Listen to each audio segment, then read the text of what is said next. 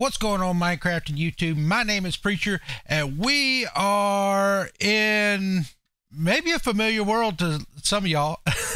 Hey, this is Wattles' world, okay? This is his Season 2 survival guide. If you look around, you see a lot of things that you might recognize, his clock tower, all that good stuff. This is his world download. And hey, if Wattles, if I get your attention with this video, hey, huge fan. You helped me out a whole lot.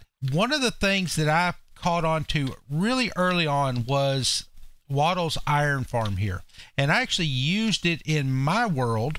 My very first Java world, I actually used this farm, and so I'll show you a picture of that as well. Now, but there's one problem that I've had with Wattles' iron farm. Okay, if you are the type, kind of like a B-dubs or whatnot, that you like to sleep every time the sun's about to go down, you go right to bed. If that is you, this farm sometimes will not work because it takes just a little bit of time for these villagers to go to sleep, you know. And so I actually came up with a solution to that. Okay, so bear with me for a second. Let me get some items out. Okay, I think I got all that I need. All that I need is right here across the bottom. We need a sticky piston. We need a target block. We may or may not need a target block. I don't think I need it, but we'll see here in just a second. Then redstone, the comparator, the repeater, a little bit of redstone dust, and a daylight sensor. All right, y'all. Watch this. This is a real simple fix. So grab you a piece of the glass that you've been using for your entire build. Jump down here, put a block right on top of the zombie. Now we're going to come up above the zombie. We're going to take out that block. We're going to put a sticky piston. Oop, not like that. We're going to put a sticky piston like that, just like so. Now, from there, we're going to come out. We can actually, you can do it one or two ways. You can put a target block right here. I'm not going to use a target block. I'm actually still just going to use this right here. Now you build a 2x3 and another little thing going in there. Now we're going to come out here, we're going to put the daylight sensor, we're going to turn it on to night mode.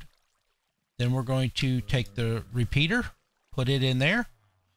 Then we're going to put the comparator right there and another repeater right there. Now we dust it and done right there. That's it. That's all you have to do. Now this right here, what will happen as soon as the night comes, the daylight sensor will turn on. What happens is immediately you get a signal right here into the comparator and then into that repeater, which activates that piston, which pushes the glass block right down on top of his head.